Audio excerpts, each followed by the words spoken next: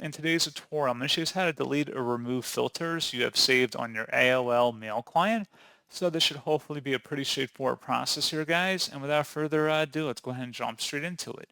So all you have to do is open up AOL Mail and select the settings button up in the top right. And then you want to go down and select where it says more settings. Go ahead and select that. On the left panel now, select filters. And then any filters you want to remove, just go ahead and select it. And then the little trash bin icon that says delete filters. And that's pretty much all you have to do. So as always, thank you guys for watching this brief tutorial. I do hope that was able to help you out, and I do look forward to catching you all in the next tutorial. Goodbye.